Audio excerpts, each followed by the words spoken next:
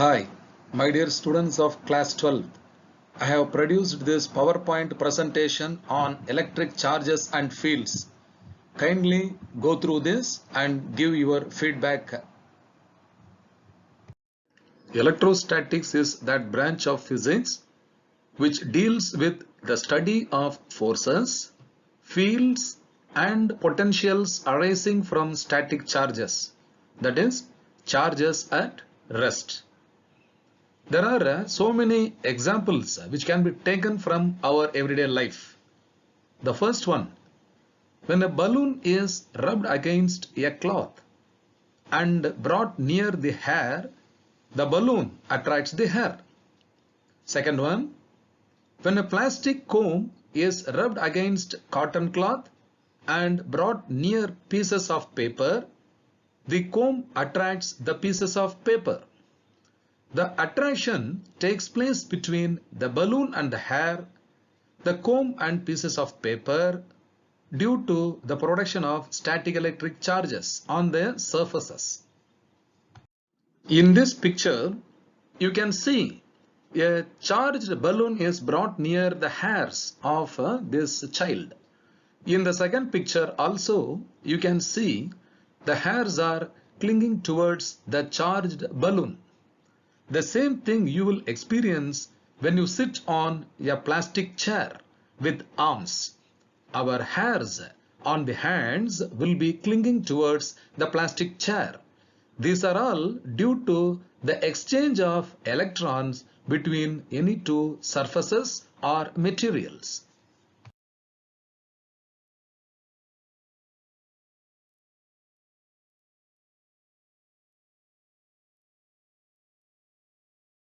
Actually, what are electric charges? We have heard that the solids, liquids, and the gases are the three states of matter. These three states of matter are made up of atoms and subatomic particles. What are these subatomic particles again? These are nothing but the electric charges like the protons and the electrons. Yes, electric charge is the property of matter with which the atoms are made up of. The concept of electricity has not emerged very recently. The concept of electric charges has been realized by the humans even around the year 600 BC. The Greek philosopher Thales of Miletus discovered the fact that a material, namely amber, when rubbed with wool or silk cloth, attracts lighter objects like the pieces of paper. The Greek word electron means amber. Like this, many such pairs of materials were known, which on rubbing could attract light objects like the straw, pith balls, and bits of paper. The two kinds of charges in the universe are the positive charge and the negative charge. This was first proved by Benjamin Franklin. When a glass rod is rubbed with silk, the glass rod acquires positive charge and the silk cloth acquires a negative charge.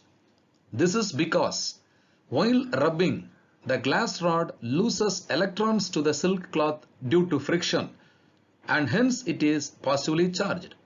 At the same time, the silk cloth receives electrons from the glass rod and hence it is negatively charged. When a plastic rod is rubbed with cat's fur or wool, the plastic rod acquires negative charge and the wool acquires positive charge. This is because while rubbing, the wool loses electrons to the plastic rod due to friction and hence it is positively charged. At the same time, the plastic rod receives electrons from the wool and hence it is negatively charged. In this example, you can see that a balloon is being rubbed against the surface of wool. What happens when a balloon is rubbed against a piece of wool? You can see in the picture the electrons are pulled from the wool and they are passed on to the balloon. So the balloon has more electrons than usual. As a consequence, the balloon is negatively charged and the wool is positively charged.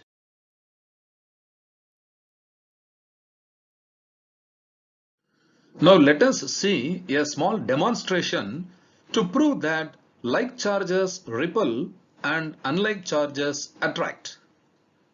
When a positively charged glass rod is brought near another positively charged glass rod suspended by a silk thread, they move away from each other due to repulsion. When a negatively charged plastic rod is brought near another negatively charged plastic rod suspended by a silk thread, they also move away from each other due to repulsion. Thirdly, when a negatively charged plastic rod is brought near a positively charged glass rod suspended by a silk thread, they move towards each other due to the attraction.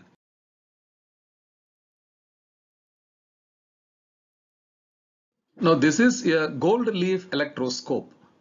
It is a device which is used to detect the charges on a body. It consists of a vertical metal rod housed in a box with two thin gold leaves attached to its bottom end. When a charged object touches the metal knob at the top of the rod, the charges flow on to the leaves and they diverge.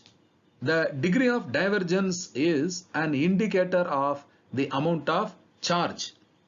When a lessly charged body is brought in contact with the metal knob, the degree of divergence will also be less.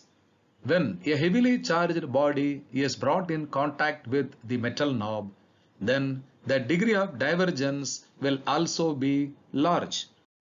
In electrostatics, there are two kinds of materials, namely conductors and insulators. First one are conductors. Conductors are those materials which allow the electric current to pass through them. They have the electric charges, namely free electrons, that are comparatively free to move inside the material. Examples of conductors are metals, human and animal bodies, and earth. We know that all metals are electrical conductors, but specifically why the examples are mentioned here as human body? This is because we must know that we should not touch the bare electrical wires or equipments, because our human body will conduct the current and it will receive a shock. Also, why the earth is given as another example for conductor? This is because we should know that in faulty electrical equipment, during the short circuit, excess of charges will flow and they are connected to the earth, so that earth will conduct the extra charges and keep the person handling the equipment safe. The next category of materials are insulators. Insulators are those materials which do not allow the electric current to pass through them.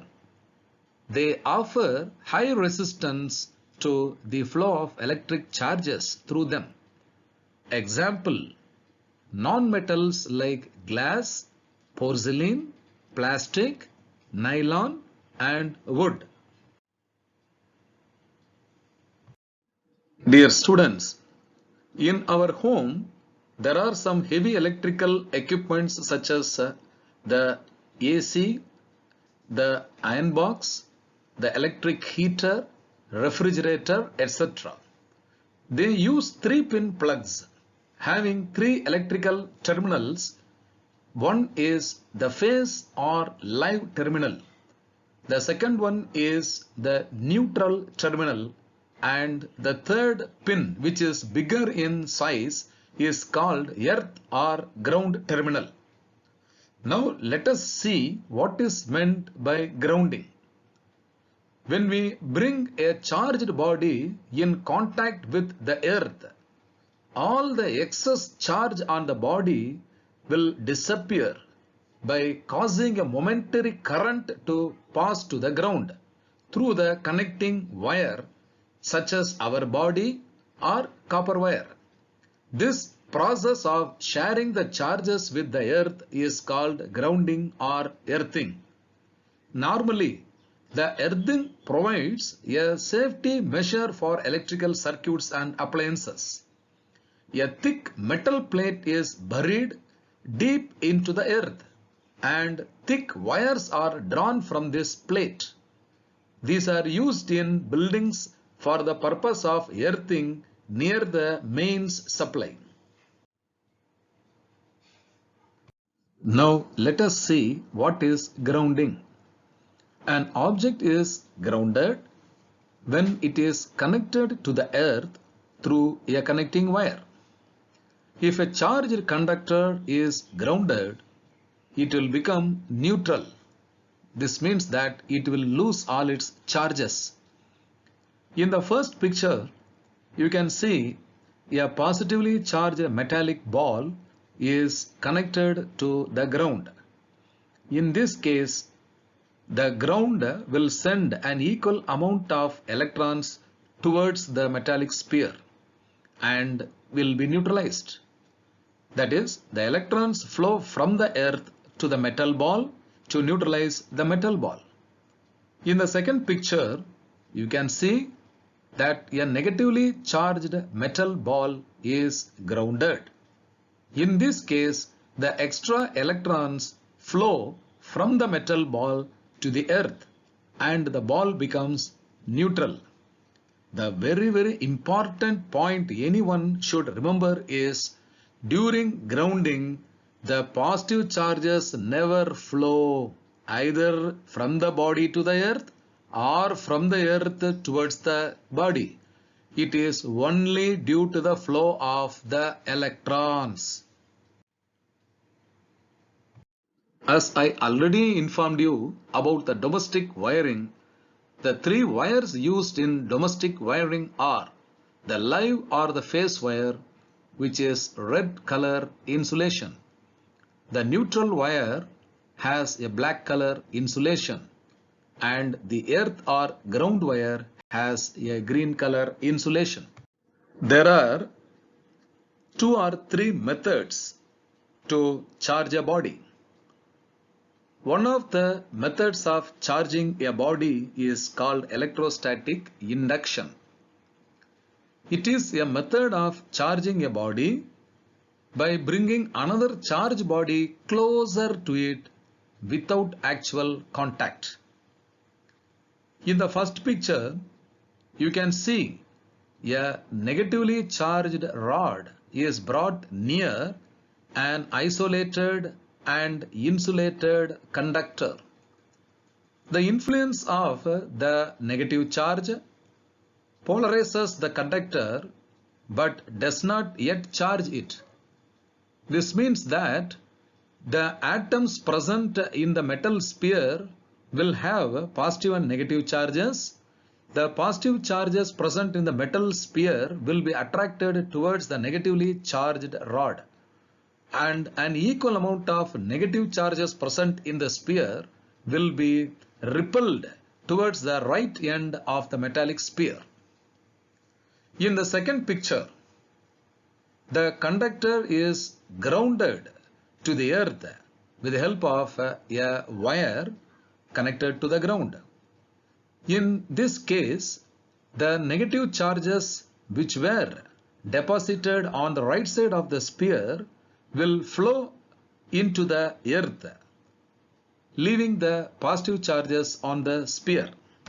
In the third picture, you can see that the connecting wire between the metal sphere and the ground has been removed, so that there is only positive charge deposited on the sphere and these positive charges are still under the influence of the negatively charged rod. In the fourth picture, you can see that the negatively charged rod has been taken away from the metallic sphere, so that the positive charges which were unevenly deposited on the metal sphere have now distributed themselves symmetrically. In electrostatics, there are three basic properties of electric charges which are very important. They are the additive nature of charges and law of conservation of charges, and the third one is quantization of charges. First, let us now see what is additive nature of charges. It states that the total electric charge of a system is equal to the algebraic sum of the electric charges located in the system. For example, the total charge of a system containing 5 charges, plus 1 coulomb, plus 2 coulomb, minus 3 coulomb, plus 4 coulomb, and minus 5 coulomb. You can imagine as if these charges are deposited one after the other on a metal sphere, so that first 1 coulomb, secondly 2 coulomb, and minus 3 coulomb, followed by plus 4 coulomb and minus 5 coulomb are added to a sphere. What will be the net resultant charge residing on the sphere can be calculated just by taking the algebraic sum of the 5 charges added to the sphere. You can see that plus 1 coulomb plus 2 coulomb plus minus 3 coulomb plus 4 coulomb plus minus 5 coulomb will be equal to minus 1 coulomb. This is called additive nature of charges. The second basic property of electric charges will be conservation of charge. Electric charges can neither be created nor be destroyed. The total charge in an isolated system always remains constant. This means that the charges can be transferred from one part of the system to another, so that the total charge always remains constant. For example, during a radioactive process called beta decay process, a free neutron splits into a proton and an electron. The proton and electron thus created have equal and opposite charges, and the total charge is 0 before and after the creation. This is because the neutron has no charge. When two materials are rubbed against each other, one is positively charged while the other is negatively charged. But the total quantity of charge in the system consisting of the two bodies will be the same before and after rubbing. The third basic property of electric charge is quantization of charge. This was suggested by Michael Faraday and experimentally proved by Millikan. The basic unit of charge is the charge that an electron or proton carries. The charge of a proton is denoted as plus E, and the charge of an electron is denoted as minus E, where the magnitude of proton as well as electronic charge will be E equal to 1.6 into 10 power minus 19 coulomb. Now the quantization of charge states that in nature the electric charge of any system is always equal to an integral multiple of the basic unit of charge E.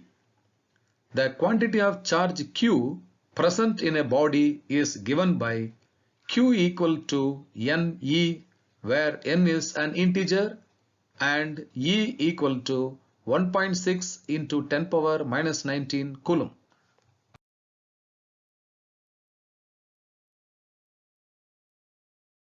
Now let us study the very important law called Coulomb's law in electrostatics. When two point charges are placed in space or air or vacuum which are separated by a certain distance, depending upon the nature of the charges, there will be either attractive force or repulsive force between the two charges. This force can be calculated by using Coulomb's law. The statement is, the force between 2 point charges varies directly as the product of the magnitude of the charges and varies inversely as the square of the distance between the charges.